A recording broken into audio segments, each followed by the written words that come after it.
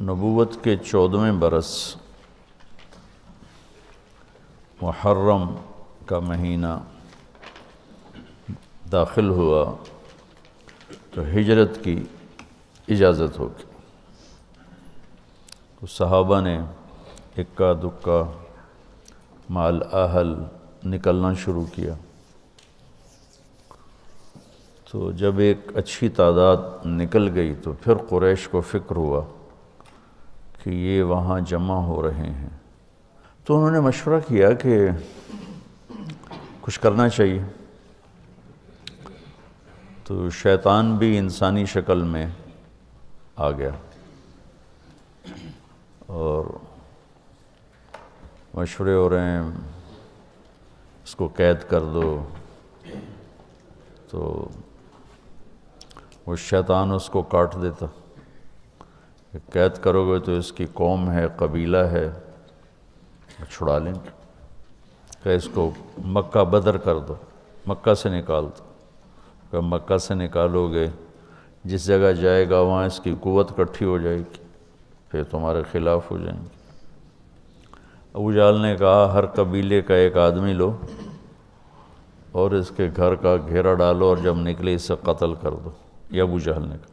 تو شیطان نے کہا یہ ہے اصل رائے، کیونکہ سارے قبائل کا تو وہ بنو ہاشم مقابلہ نہیں کر سکیں گے، تو لہذا دیت پہ خود بخود بات ختم ہو جائے گی۔ تو جبریل نے آ کر یہ بات اللہ کے محبوب صلی اللہ تعالیٰ علیہ وسلم کو بتائی اور فرمایا کہ اب آپ نکلیں۔ یہ دنیا کو اللہ نے اسباب کے ساتھ چلایا ہے، اتنے بڑی محبوب ہستی کو بھی اس کا پابند بنایا۔ براق تو اظہار قدرت تھا، اظہار ہیبت، طاقت۔ اس نے ایک پل میں اٹھا کے اور بیت المقدس پہنچا دیا، وہاں سے آگے براق بھی نہیں گیا، کن فیکون کے ساتھ ہی گئے۔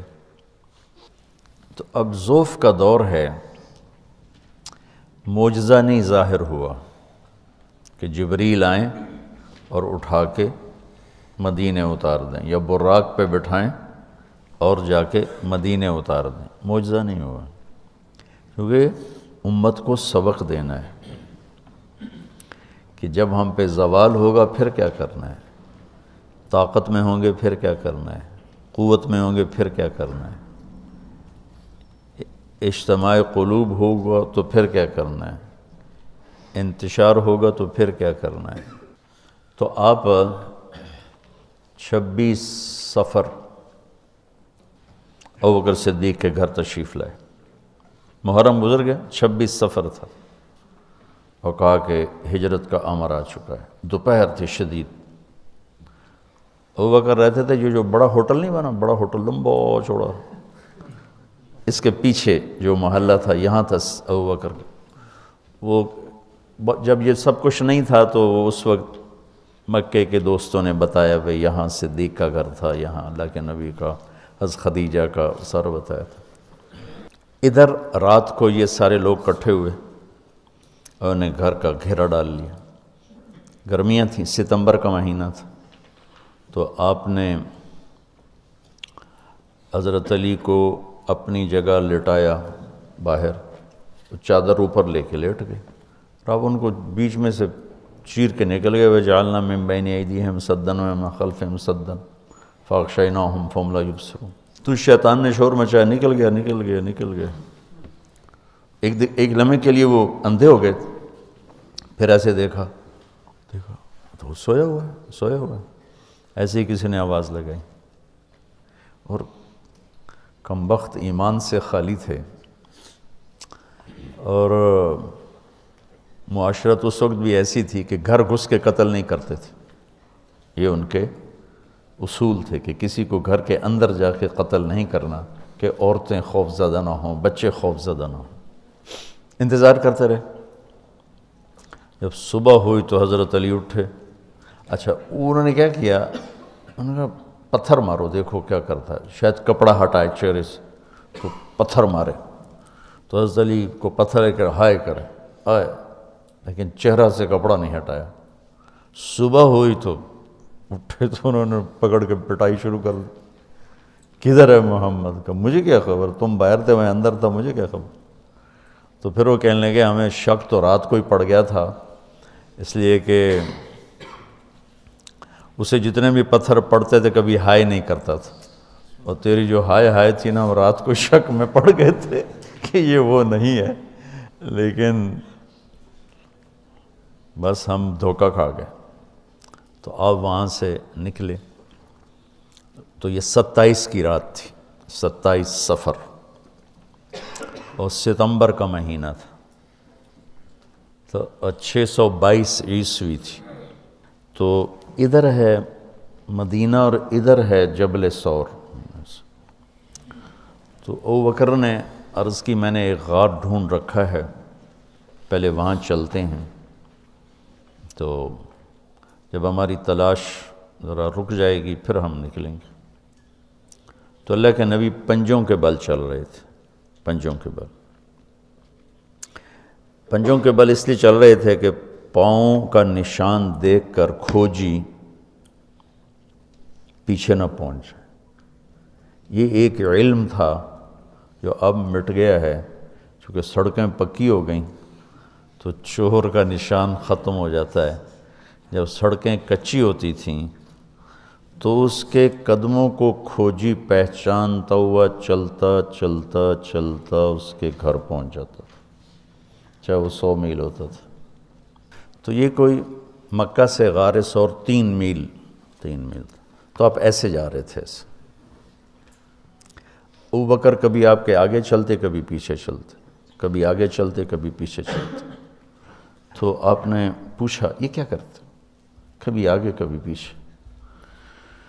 تو کہنے لگے اخاف الرصد فامشی امامک، اخاف الطلب فامشی خلفک۔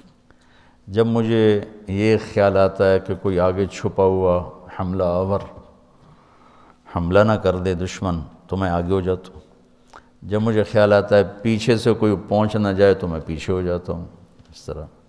تو آپ نے بہت شکریہ ادا کیا ان کا۔ جب پہاڑ پہ چڑھنے کا وقت آیا تو آپ کی انگلیاں زخمی ہو گئی تھیں ایسے چلتے چلتے۔ کس قدر نبی اسباب کی رعایت کر رہے ہیں، اسباب کی رعایت کتنی ضروری ہے۔ تو ابوبکر نے آپ کو کندھے پہ بٹھایا اپنی کمر پہ، اور غار جبل ثور ایسے سیدھا پہاڑ ہے ایسے، میری آج تک ہمت نہیں ہوئی چڑھنے کی، حالانکہ کتنے سالوں سے اللہ لے جا رہا۔ تو آپ کو اپنے کمر پہ بٹھا کے اوپر پورا پہاڑ اوپر چڑھے، پھر آپ کو باہر کھڑا کر دے گا، آپ اندر نہیں جائیں گے، خود اندر گئے، ایسے اس کو ٹٹول ٹٹول کے جتنے سوراخ تھے پتھروں سے بند کر دیے، سوراخ باقی بچ گئے۔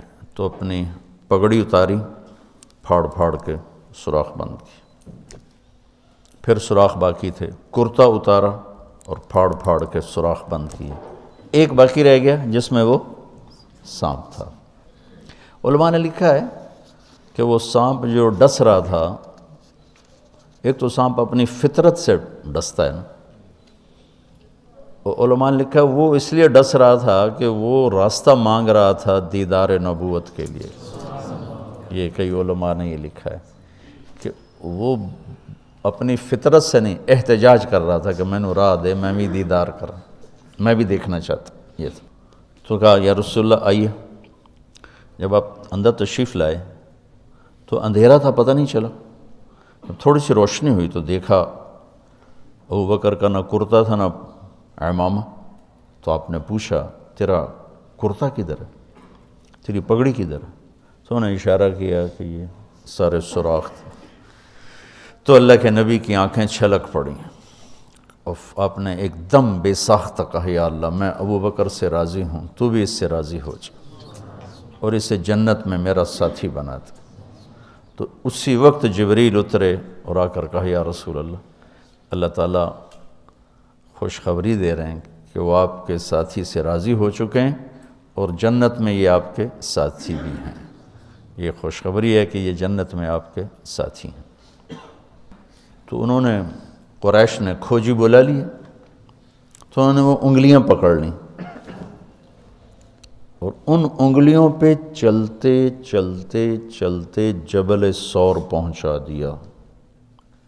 تو اللہ نے ان کے آنے سے پہلے، غار کا دہانہ بڑا ہے، ایک بیل ہو گیا، اس کے بیچ میں مکڑیوں نے جالے پھیلا دیے، ایک کبوتری نے تن کے رکھ کے انڈے دے دی، تو ان کے جانے سے پہلے 2 کام ہو چکے تھے۔ تو وہ کھوجی کیسا، حالانکہ پہاڑ پہ تو، کچی زمین پہ تو پورا پاؤں لگتا ہے، پہاڑ پہ تو ایسے ایک آدھ کوئی نشانی پڑتا ہوگا، تو کیسا علم تھا، ان کو لا کر اس نے دروازے پہ کھڑا کر دیا، کہا یہ اس سے آگے کوئی نہیں۔ تو ابی بن خلف کہنے لگا تیرا دماغ خراب، یہ جالا محمد کی پیدائش سے بھی پہلے کا بنا ہوا ہے، اور تو کہتا ہے ادھر گھس گئے، بے وقوف کہاں لے کے آ گیا؟ اب ابو بکر ڈر رہے تھے کہ یا رسول اللہ اب کیا ہوگا؟ تو آپ نے کہا ما ظنک باثنین اللہ ثالثہما، جن کا اللہ ساتھی ہو ان کو کیا پریشانی؟ تو امیہ بن خلف نے وہیں دروازے غار کے منہ پہ بیٹھ کے اندر منہ کر کے پیشاب کیا، اب دونوں سامنے بیٹھے تھے۔ تو آپ نے مسکراتے ہوئے فرمایا دیکھو اگر یہ ہمیں دیکھ سکتے تو یہ یہاں بیٹھ کے پیشاب کرتا، تو انہیں آرام سے وہاں پیشاب کیا، وہ سامنے بیٹھے تھے دونوں۔ اللہ نے بیچ میں پردہ ڈال دی۔ قرآن ابوبکر صدیق کے اندر کے جذبے کو بتاتا ہے، لا تحزن، لا تحزن۔ قوم موسیٰ جب سامنے پانی اور پیچھے فرعون، تو ان کے جذبات کی ترجمانی کرتا ہے انا لمدرکون، انا لمدرکون۔ 40 برس کی صحبت اٹھائی ہے 2 نبیوں کی، ہارون اور موسیٰ۔ وہ کلیم اللہ ہیں، پہلے رسول کلیم اللہ، رسول تو ان سے بھی پہلے تھے، کلیم اللہ پہلے کلیم اللہ ہے، اور 4 بڑے انبیاء میں سے ایک ہیں، ابراہیم، موسیٰ، عیسیٰ، نوح، اور 5ویں ہمارے نبی سب سے بڑے۔ تو جب آگے سمندر اور پیچھے فرعون، تو ان کو اپنے نبی کی کوئی فکر نہیں رہی، نہ موسیٰ علیہ السلام نہ ہارون۔ انا میں غور کرو، اور لام پہ غور کرو، ایک انا اور لام، اس کا ترجمہ میں یوں کیا کرتا ہوں کہ کہنے لگے موسیٰ تو نے مروا کے ہی چھوڑا ہمیں، آپ کا کیا بنے گا، اب کیا ہوگا، آپ کی جانوں کو خطرہ ہے، ہم مارے گئے، ہم پکڑے گئے۔ تو آگے موسیٰ علیہ السلام نے اتنی شدت سے کہا کلا، کلا کا ترجمہ میں یوں کیا کرتا ہوں کہ ہو تسی اسے لیک کہ یا تسی پانی ڈوب جاؤ یا تو فرعون لتر مارے، لیکن ان معی ربی، میرا رب میرے ساتھ ہے، مجھے بچائے گا تو میری تو فعل تم بھی بچو گے۔ تو انا لمدرکون ان کے ذہن کی عکاسی کرتا ہے، پستی ذہن کہ صرف اپنی پڑ گئی، اور لا تحزن عکاسی کرتا ہے کہ ابراہیم، ابوبکر اپنی جان کا اگر خوف ہوتا تو لفظ آتا لا تخف، انہیں غم لگ گیا اپنے نبی کا کہ اب میرے نبی کا کیا ہوگا۔ تو حزن اپنے لیے نہیں، اپنے دوسرے کے لیے، آپ کی اب آپ کا کیا بنا، اب میرے نبی کا کیا بنے گا، اس کیفیت کے لیے قرآن نے اس میں عظمت صدیق ہے، لا تحزن، کہ انہیں اپنا کوئی فکر نہیں تھا، انہیں فکر پڑ گیا نبی کی۔